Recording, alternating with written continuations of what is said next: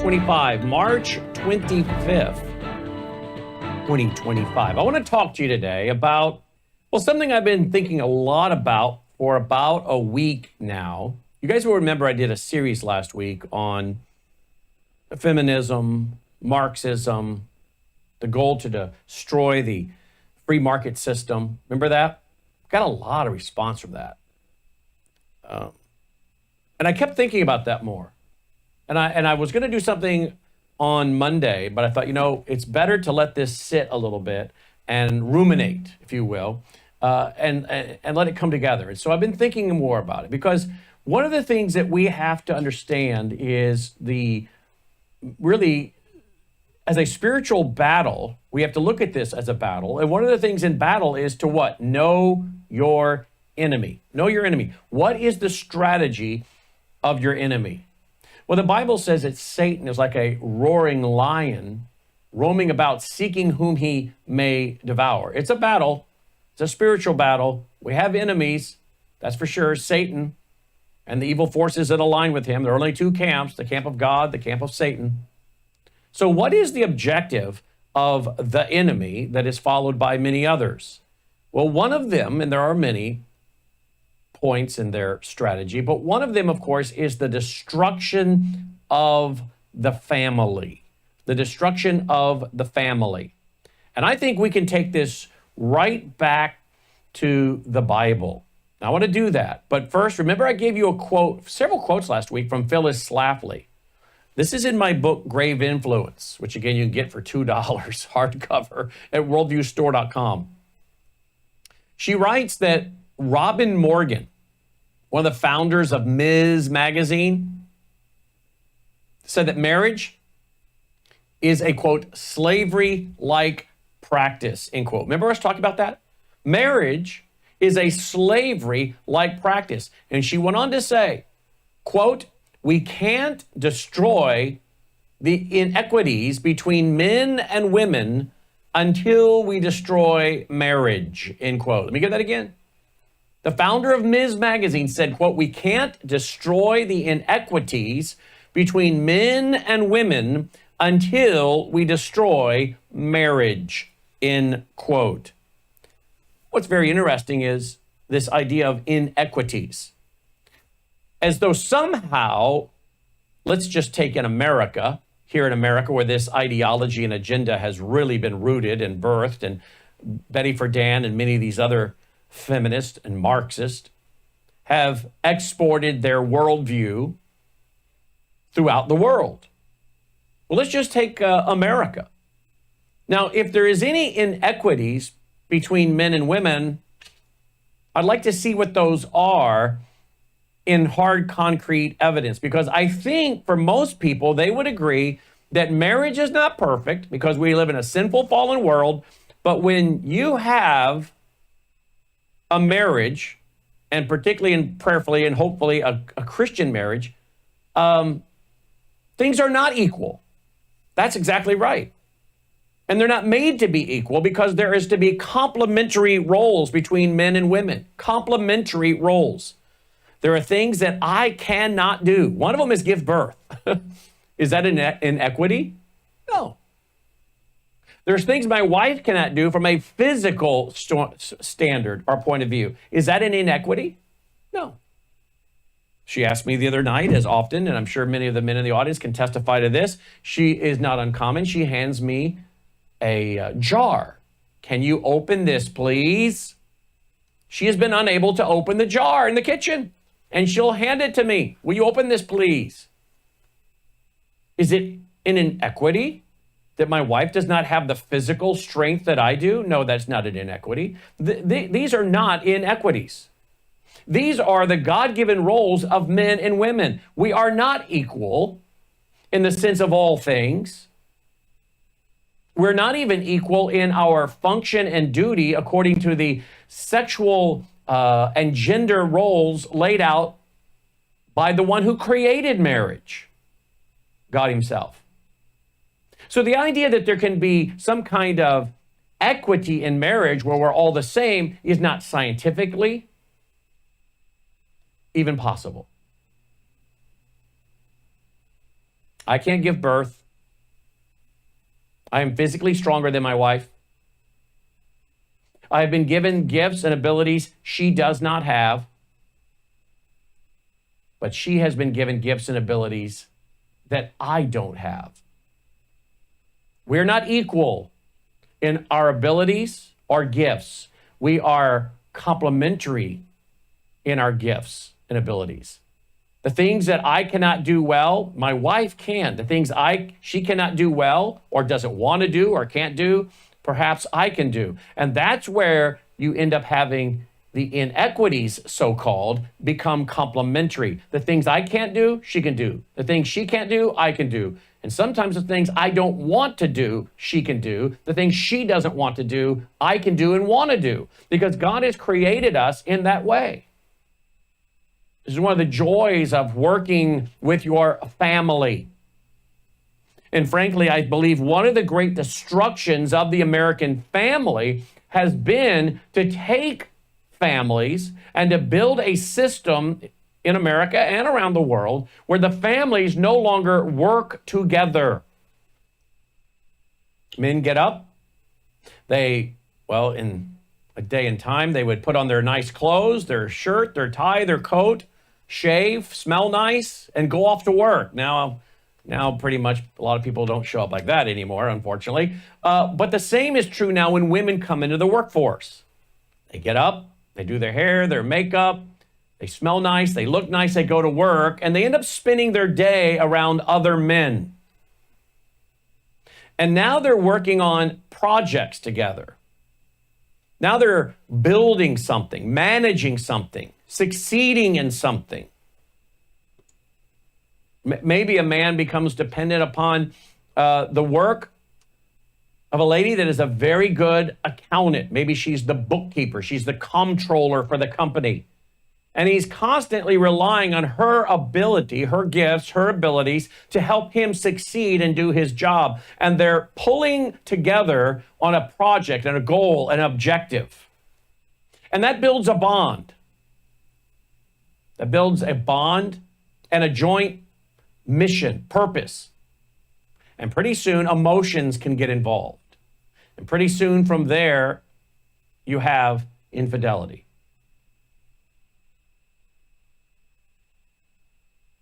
This is not what we have traditionally seen in America. Traditionally in America, the family worked together. We were an agricultural-based society and economy, and the family was pulling together. The husband and wife were pulling together, either running a shop together, a mercantile, a farm, a business of some kind, and the family pulled together. They had a common goal, an objective, and bond, and purpose. And they shared in defeat, and they rejoiced and celebrated in victories. There was a bond that was created by working together side by side in a common objective. And one of the worst things we've done in our country is to declare that marriage is slavery, and that the woman should not pursue work at home, raising a children, keeping a home, being a housemaker, as it was called. But I would also say that some of the best marriages that you will find, and I know in today's world it's not possible for all of us to do this, but in a society where it was ordered around family and the institution of marriage, which you're going to find is going to impact, and we're going to get to it, because this is my objective today, to show you how the Marxists have infiltrated the family in order to infiltrate the institutions created by God after family, which is government and the church. The Marxists must hijack and infiltrate the institution of the family in order to infiltrate and take down and control the institution of government and the New Testament church. But the battle seems to start with the family, because the family is God's institution first implemented there in the garden, and it is for the purpose of creating an institution that sustains life and underpins the other institutions that were yet to come, government and the church. the New Testament church. Now, as I said, I know it's not perhaps maybe something that's as easily accomplished today, but some of the best marriages I know and personally have seen, and I have friends that are self-employed who run their own company and their wife is involved. She's the one doing the bookkeeping. She is the comptroller. She is involved in somehow the graphic artwork, website design, customer support, customer relations, and they're working together. And those are some of the best marriages that I personally know. I just had lunch on Saturday with one of those couples, and they work with each other and have for several decades now. They're old enough to be my parents. But when we in our nation started to get away from the family's income being built around a family business, there ended up not being that common bond and teamwork and pulling for a common objective. And women flooding into the workforce, well, we saw what happened. But this is by design, this idea that marriage is slavery and therefore we must destroy marriage. Let's start with evolution. In the beginning, God created, right? And he created a man, and he said that the man is not good for him to be alone. I'll make him a what? A helpmate. And he puts Adam to sleep, and he takes a rib out of his side, and we'll call her woman because she came from man. A helpmate. God created the divine institution of marriage. But here's the issue. Evolution. Evolution is the lie that God did not create and ordain the institution of family. Have you ever thought about that? Evolution is destructive for many reasons, but one primary destructive nature of evolution is it undermines and denies the God-ordained institution of the family. It isn't that God created man, he created the helpmate woman, he put them together and said that this is good, that a man should leave his family and cleave to his wife, and what God has joined together, let no one put asunder.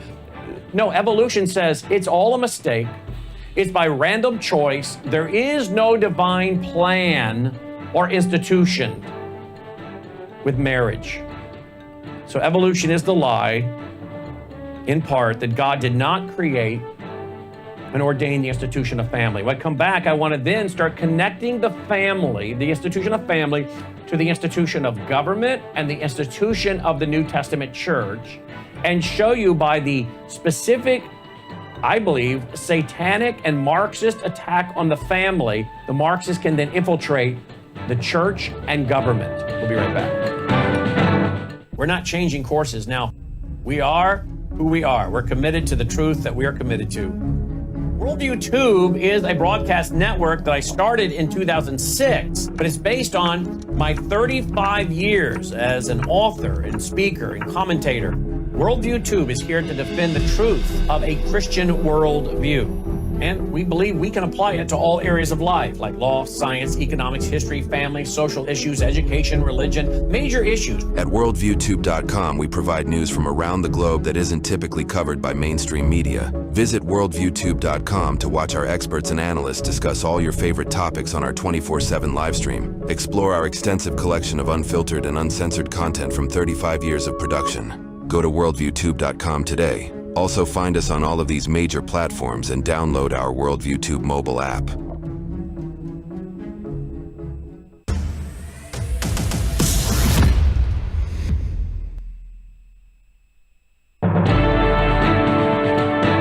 Welcome back. I'm very glad you're with us. Worldview Radio, our website, worldviewradio.com, worldviewradio.com. Now, the first point I want to address with you, I'm going to repeat it, is that evolution is the lie that there's many lies in evolution, but one of them is the lie that God did not divinely create and ordain the institution of the family. It's also important as we understand how the Marxists are attacking the family, and Satan attacks the family right there from Genesis chapter 1, right out of the chute. Satan is attacking the family. How do you know what's important to God? See what Satan attacks. If you want to know what's really important to God, look at what Satan is attacking. If you want to know where Satan is likely to attack, look what's important in God's economy and structure of the institutions that are ordained by him. And right out of the gate, in the Garden of Eden, right after the fall, of course, Satan went after the woman, the weaker vessel, and caused her to fall. And then she gives the fruit to her husband, and together they fall into sin, original sin. And there are consequences. And one of them is found right there in Genesis chapter 3, verse 16. Genesis chapter 3, verse 16, God says to the woman, I will greatly multiply your sorrow and your conception. In pain you shall bring forth children. Now listen to this. Your desire shall be for your husband, and you shall rule over, and he shall rule over you. But listen, your desire shall be for your husband, and he shall rule over you. That's not really a good translation, to be honest with you. Let's go over to the commentary, Bible Hub. Bible Hub, and again, we don't run to the commentaries in the Greek to sound important. We do it when we think, well, I'm not sure this is translating very well into English. And we go to Strong's Concordance for this word. The desire is for the woman to rule over the husband. That's the better translation. And that word rule is a very strong word. It's to mean primarily to rule or have dominion over. Listen now, it is used in the context of governance, leadership, and authority. Is there a family government created by God? Indeed there is.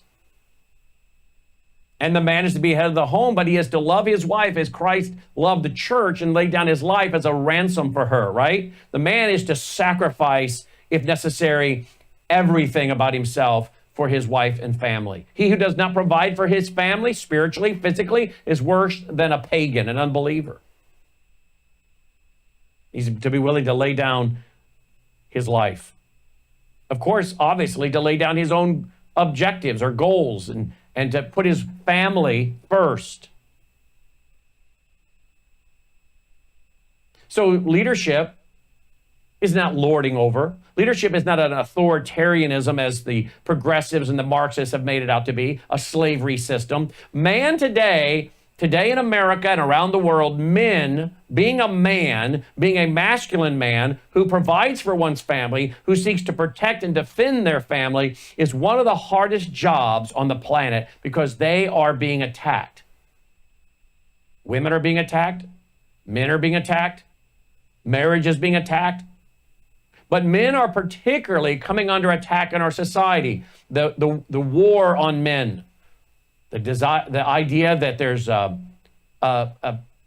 patriarchy that must be destroyed. The idea of toxic masculinity. It's now even considered a mental problem by the American Psychological Association.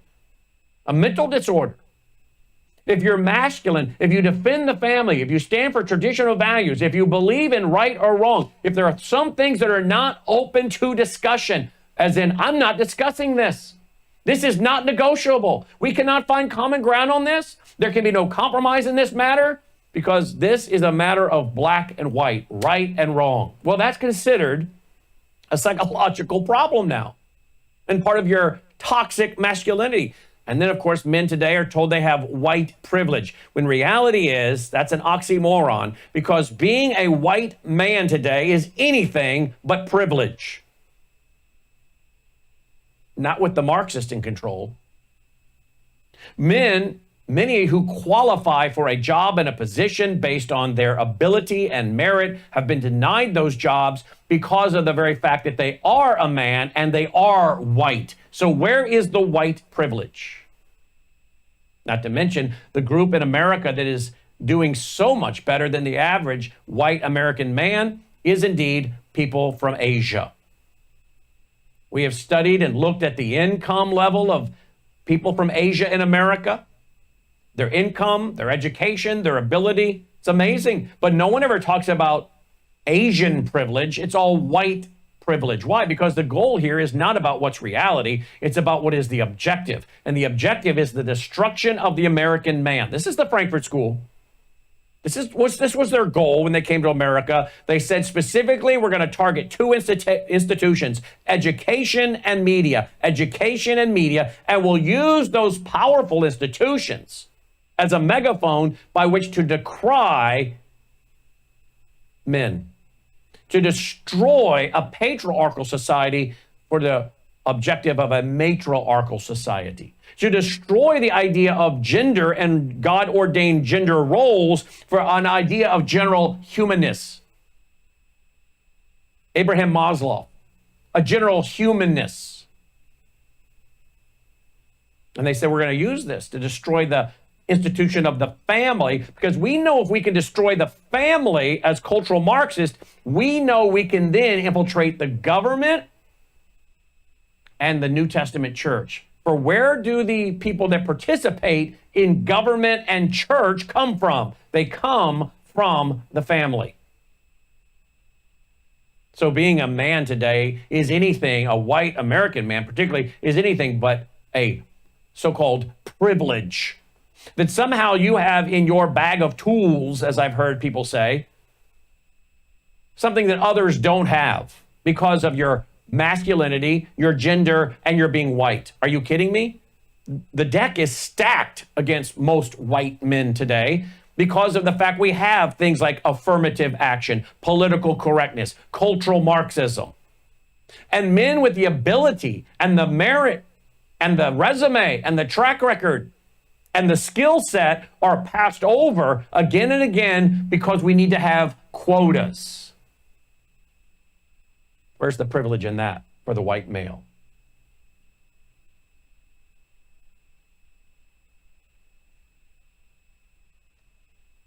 But this verse, Genesis 3, verse 16, tells us right out of the gate, one of the consequences of the fall is going to be that your wife will desire to rule over you. She will desire to be you.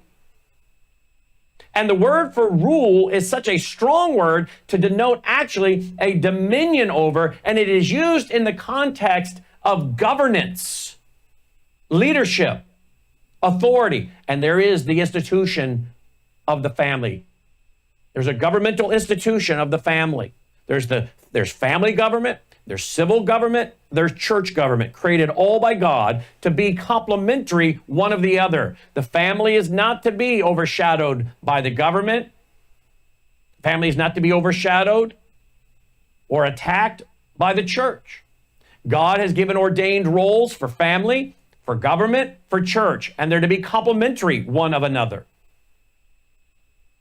So, point one is evolution is the lie that God did not divinely create and ordain the institution of family. The second thing I want you to understand is that all civil authority, now I've taught this to you before, but it bears repeating. All civil authority was vested in man and family when Noah and the 7 with him got off the ark. Remember, they were given the highest power of civil authority, which is capital punishment. Now, if you're given the highest authority of civil government or civil authority, which is to take one's life when innocent blood is shed, it denotes that you have a lot of other rights and authorities underneath that ultimate one, right? They get off the ark, there's nothing but 8 people, a family.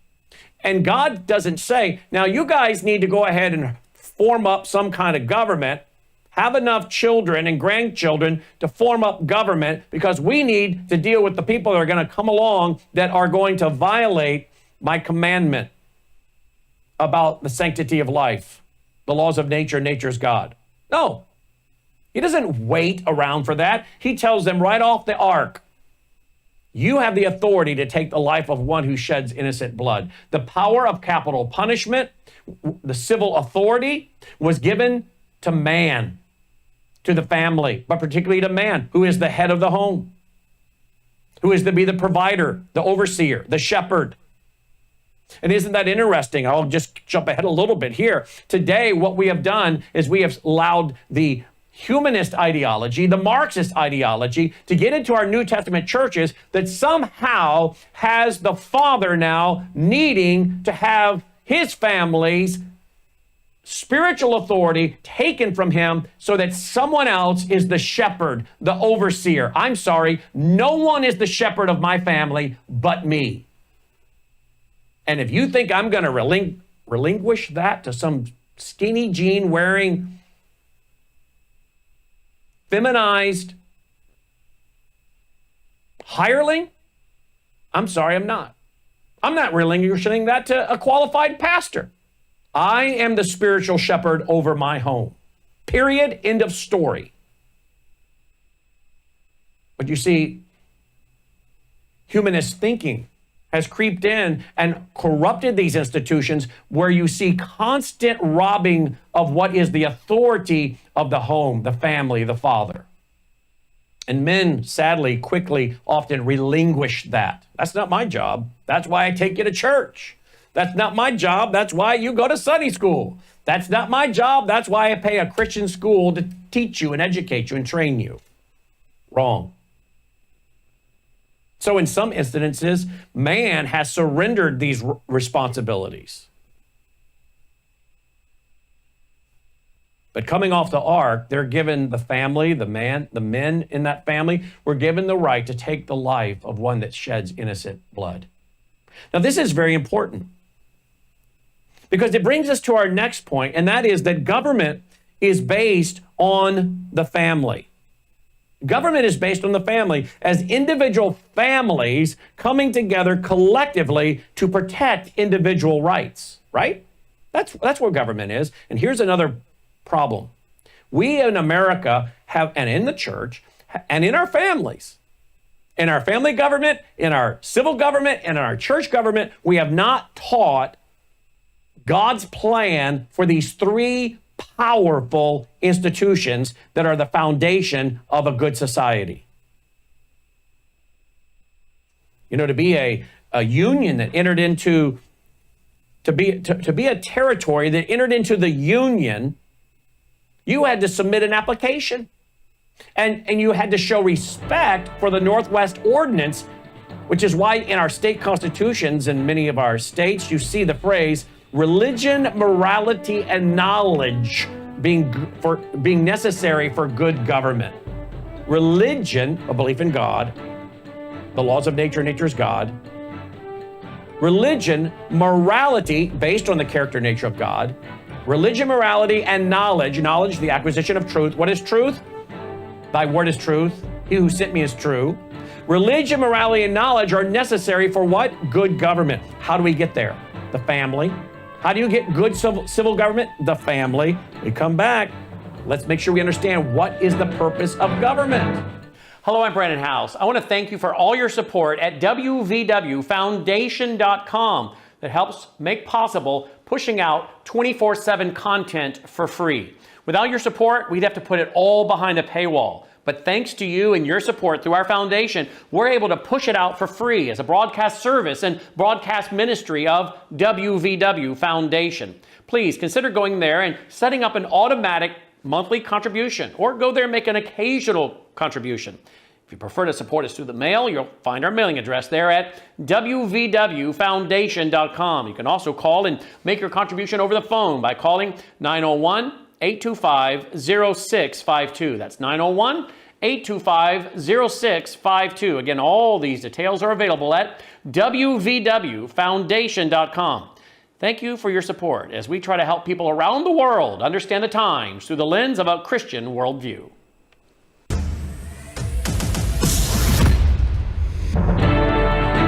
All right, welcome back. Glad you're with us. Worldview Radio, our website, worldviewradio.com. Today we're looking at how the Marxists must infiltrate the institution of the family to infiltrate government and the church. So our first point today was that evolution is the lie, that God did not divinely create and ordain the institution of the family. It just happened by random chance. There's no purpose. We're even here by random chance. It's all been a mistake. Life has no ultimate meaning or purpose, versus seeing it as a God-ordained and created institution. 2, we learned that all civil authority was vested in man, in the family. As Noah and the 8, or the other 7, the 8 in total, got off the ark, God vested civil authority, the highest of civil authority, which is to take one's life, in the men, the family. And from the family then comes what? Comes government.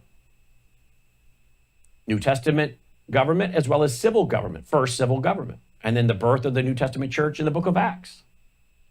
So our third point is that government is based on the family, as individual families come together collectively to defend individual rights. Just think about it. Our own organic documents state this. Governments are instituted among men. They're instituted among men to protect what? God-given rights. Our rights don't come from government. Our rights come from God. Government is an institution created, the idea of, by God. Has family been perverted by man? Yes. That's not God's fault. The institution of family is still an institution ordained and created by God. Is government corrupted today? Yes, at every level, local, state, and federal. But we live in a sinful, fallen world. Does that mean it wasn't a good idea that somehow God messed up? No. Man stopped listening to God's template and following God's template. The government is what? To reward the righteous, punish the wicked, make a stable and just society so the two institutions of family and the New Testament church can flourish. Where do the people come from that participate in government, that participate in the New Testament church? They come from the institution of the family, which is why the Marxists attack the family. What did Karl Marx say? My object in life is to dethrone God and destroy capitalism. To dethrone God. And capitalism, the pejorative he used. Well, what does capitalism involve? Capitalism involves private property. Capitalism involves work, saving, investment, private contract, keeping your word. Where do all these ideas and principles come from? The Bible, Christianity.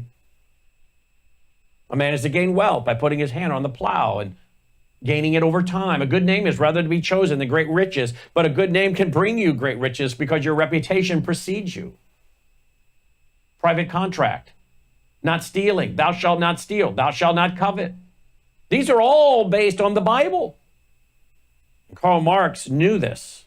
And he said, my object in life is to dethrone God and destroy the free market system, which he called capitalism. And so, because of the sinful state of man, because there are those who will lie and steal and cheat and rob and murder, the powers invested in man at the highest level coming off the ark, which is the right to take one's life of those who have shed innocent blood, they came together and said, you know what? There is safety in numbers. There's power in the collective coming together for the purpose of defending God-given rights, individual God-given rights. And so they would come together collectively, often maybe times in our agricultural nation, beginning as ranchers, as farmers, and they would come together and they'd pool their resources and they would build a jail and they would hire a sheriff. And they would create a town council and pass ordinances so there could be a stable society for their families to flourish. And maybe they would even gather together privately and fund a church and school. And thus is functioning the institution of family and government and church.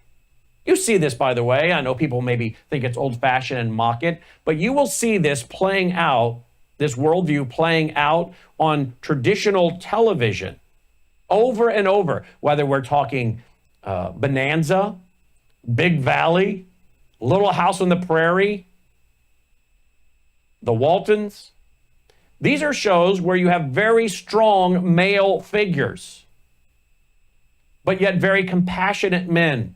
We see many, many times the compassion of John Walton for his many family members, including having his mother and father in the home with them and a business that they have built together, pulling together as a family, and the compassion and the sensitivity and warmth he has toward his wife. You see it. And it was a very, very popular program. I had the chance of several years ago, I don't even know if he's living, but I had the chance several years ago to email back and forth with the man that wrote Little House on the Prairie, upon whom it is based, his writings. And I grew up with that show, as did you, many of you, or Little House on the Prairie. And there wasn't anyone in town that was as strong a leader as Charles Ingalls, but he was also known for being what? One that had a righteous anger. And if you crossed his family, or you took advantage of another family, or you were an abusive person, you did not want to run into the wrath of Charles Ingalls. But yet Charles is one that would quickly pick up the Bible and read it when there was loss and death in the community. And his eyes would fill with tears as he read the Bible and took them to the Bible to address the crisis taking place in Walnut Grove. These were the fathers that were presented to the American people. And then along came the sitcoms, thanks to people like, well, the guy that created All in the Family and all these other shows, who, by the way, went on to help start groups like People for the American Way, which is very antithetical to everything we're talking about from a Christian worldview.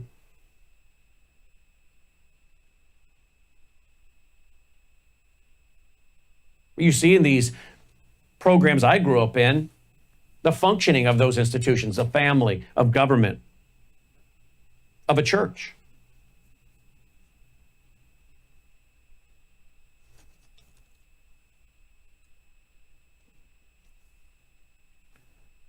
The next point is the church as ordained by God, the church as ordained by God, of which the Son is the chief cornerstone, Jesus Christ. It is comprised of what? Families. And what are these families doing? They're coming together collectively, once again, for what? The exercise of their spiritual gifts to what end? For the education, for the equipping, for the edification of the saints. Notice again, where are these people coming from that go into government? They're coming from the family. Where does your sheriff come from? Where does your deputy come from? Where does your judge come from? Where does your prosecutor come from? They come out of families. Where do the people that lead your church come from? They come out of families. Whether we're talking a home church, a collection of families gathering together, because we didn't have buildings for church buildings for almost 200 years. That was not a traditional thing after the resurrection. But then when that started to happen and churches got large enough and the flock got big enough, certain individuals in those churches decided we can afford to hire a full-time minister to care for us spiritually, to assist us, not to overtake our responsibilities as fathers or as families. But these individuals came out of the incubator of the family. How do you end up with religion, morality, and knowledge for good government? It comes from the family. How do you end up with good leaders to lead the church? It comes from the family. When you study some of the greatest evangelists and Bible teachers and church statesmen, you will find almost, not always, but almost to a man, a strong family that trained them, the family that was the incubator for what they became. So, those who serve in government practice these roles as ministers of God, Romans 13 says. That's a very important role if God calls someone working inside civil government a minister of God. They come from the family. The leadership, whether it's the elder, a deacon, associate pastor, the lead pastor as we call them today, comes out of a family. So if you attack the family, you attack marriage, you attack the example of a masculine, patriotic man that has conviction, if you attack that man, attack that family, then how are we going to have an incubator that gives us what we need to fulfill the slots of those who can carry out good government both at the civil level and at the church level? Because there is family government, there is church government, a New Testament church, and there's civil government. The infiltration of the institution of the family with ideas and philosophies that are contrary to God, well, guess what it leads to? The infiltration of the institutions of government and the local New Testament church. If you infiltrate the institution of the family, and as the Frankfurt School said, we're going to use education and media to do it. We're going to use education and media to do it. We'll infiltrate the family. We'll undermine the father. We'll teach the idea that marriage is some kind of social construct created by white European men in order to enslave women.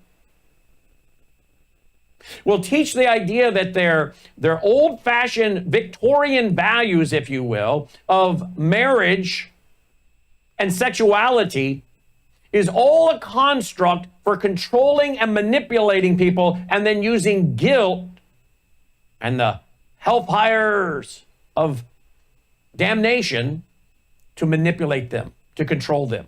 And we're going to use education and media to send this message.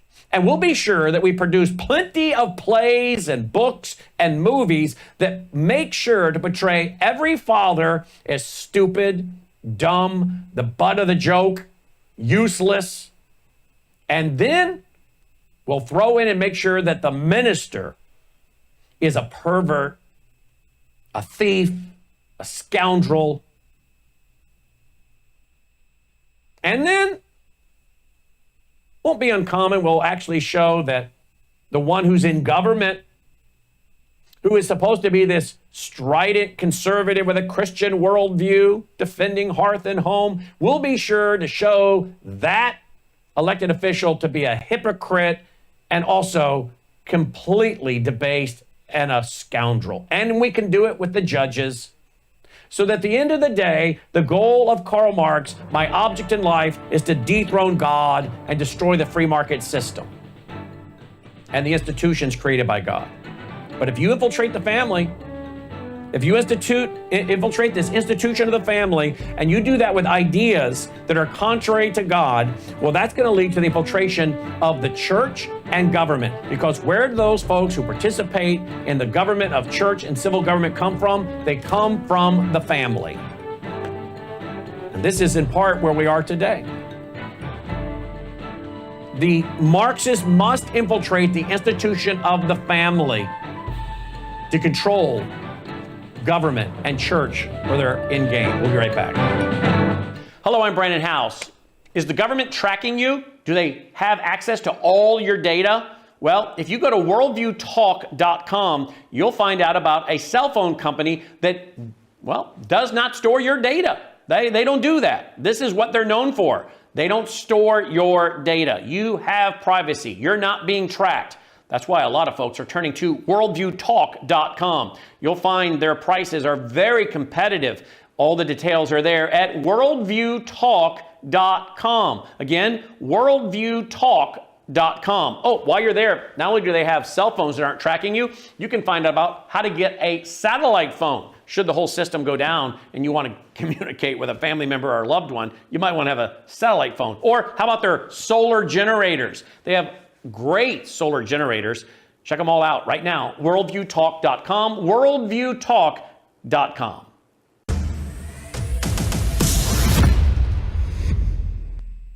All right, so I'm going to hurry along here. Our next point before the break was the infiltration of the institution of the family with ideas and philosophies that are contrary to God. It leads to the infiltration of the institution of the government and the local New Testament church. Now you can use, quote, the church. Now you can use government to enforce, to underpin, to encourage, to give approval to Marxist ideologies. And this is why people like Rauschenbusch was the father of the social gospel movement, Walter Rauschenbusch.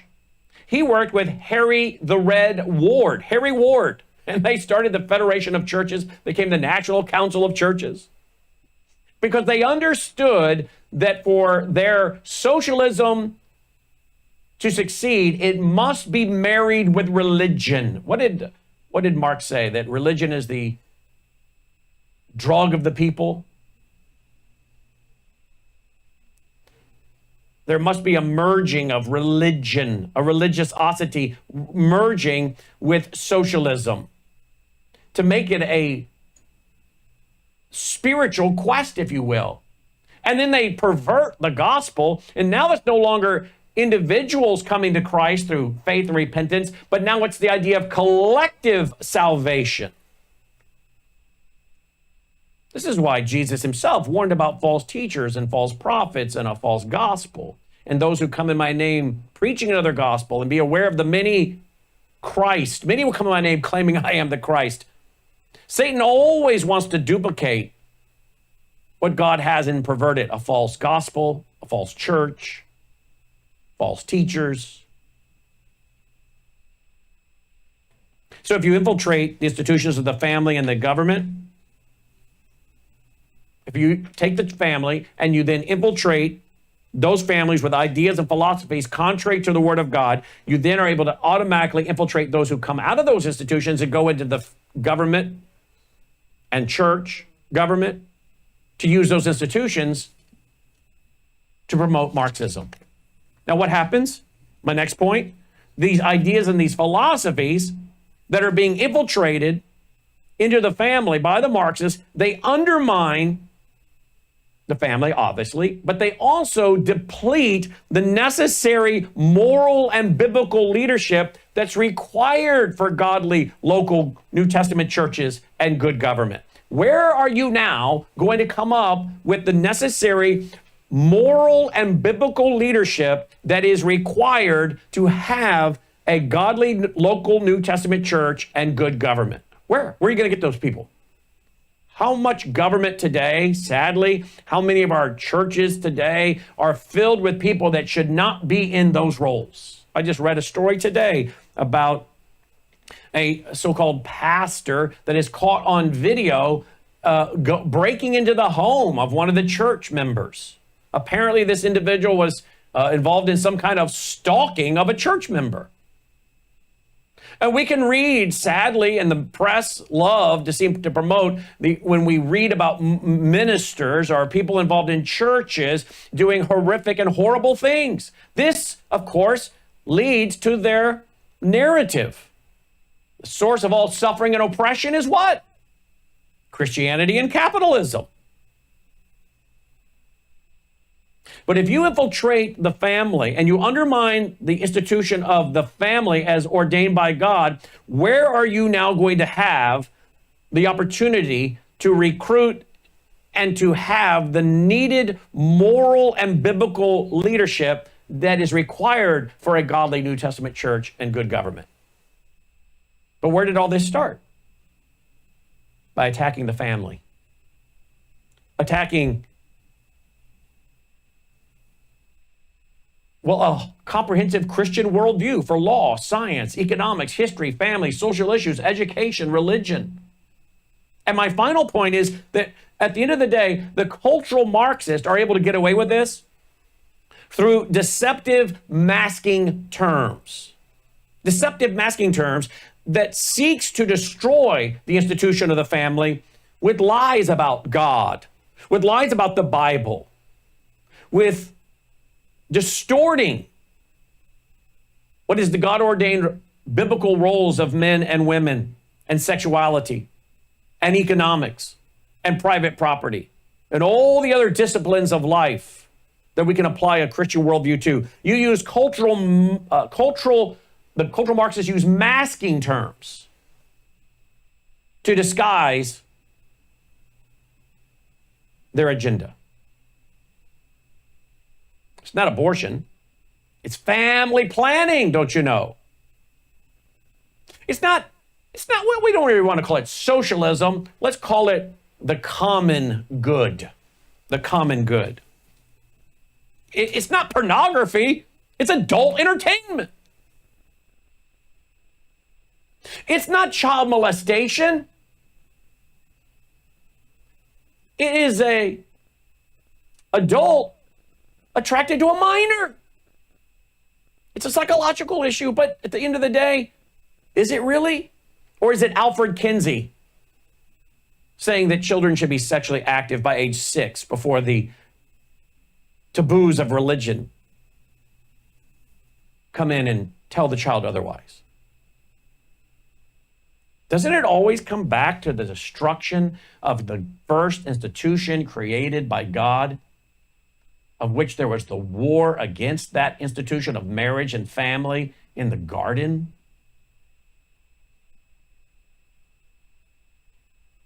I know I've said a lot today, and I've not had the chance to open the phone lines. Maybe tomorrow I can do that and get your thoughts. But I think if we are going to have any chance of even preserving a hope for our local communities, of which so much is dependent upon how our local communities respond so that we have good states and then a collective nation, we've got to get back to what made America great. Make America great again. You know what? Okay, let's make the family great again. Let's make sure that we are encouraging good policies that uphold family values, but also the ability for families to economically make it. For people to be rewarded for getting married and having children. To not undermine parental authority. Tomorrow, I want to go to some specific Bible verses I think will really enlighten us to see what God says about family and how the Marxists then turn around and attack those very principles. All right? Thanks for listening. Take care. All right, so that's our broadcast on those stations. We're back with WROS out of Jacksonville, Florida. And of course, here at Worldview 2. Now, folks, what we do here takes so much time and effort and energy. And I'm just going to say it to you plainly. I can't do broadcasts like I just did without spending time studying, thinking, reading. Now, this was just part 1. Tomorrow, I'm going to bring you part 2. Because I want to get into some stats related to what happens when you have a lack of masculine men within the family. What happens? What happens when men are no longer valued? When women say, I don't need a man. They're more trouble than they're worth. I have some surveys and polls, sadly, on what supposedly some women think today about marriage and how they'd really rather go it alone. But what happens when you remove masculine men, caring, loving, masculine men from the equation of the American family? I want to get to that tomorrow. This takes a lot of work. I'm not just winging it here, folks. It takes a lot of thought, a lot of thinking, a lot of prayer as well. I want to have wisdom, discernment in what I share, what I say, how I present it. Now,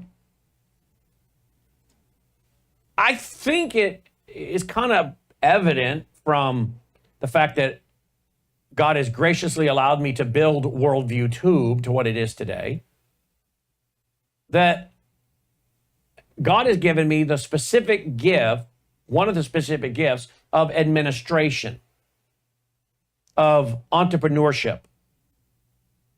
These are gifts, so they're not anything we can brag in. And many of you have that gift, and many of you have other gifts. And you can't brag about what God has given you. But here's the point I'm making.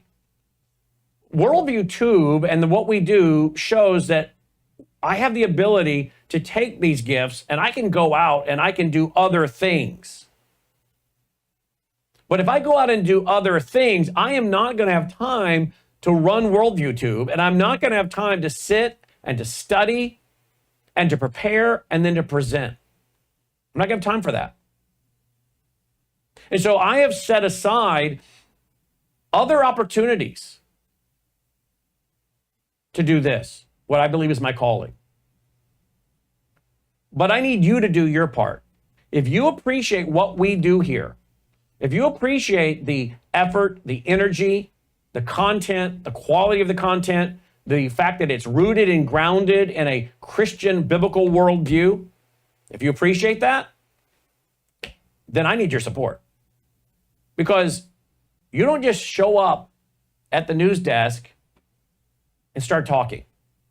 Hours of work and study and preparation.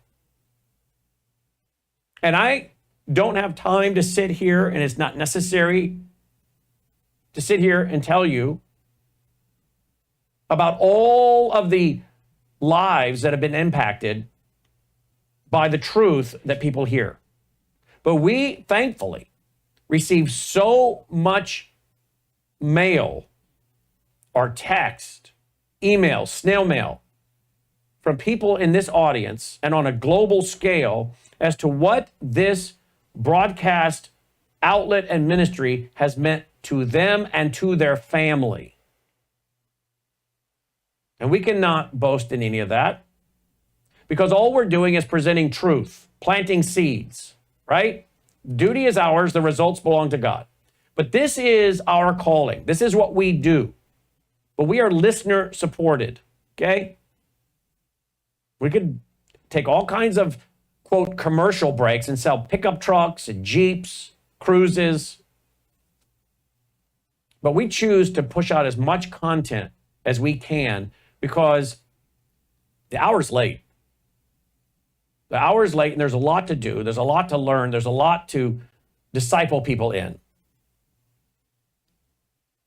And so we don't want to waste our time and our airtime or your precious time. But the bottom line is we have to bring in capital, revenue of some kind to support what is now over $40,000 a month in operational expense. And that does not include my getting a salary. That's just my sitting down, writing checks. One of the things I'll have to do between now and the time the guys call it a day is sit at my desk and write out checks to all the guys in the control room. We have to have the revenue to support the staff we have to do the quality of television production that we're doing. So I need your support. I look every day to see what's coming in because I have to watch those budgets. So some days I'm very encouraged. Other days I'm like, what is going on with all we do, all we serve up? Are there not more people that want to hear this? I hope you do. And if you are supporting us, thank you. If you can't, don't you worry about it. That's why we make it free. But if you can support us and you're not, please consider doing so now, please. Worldview.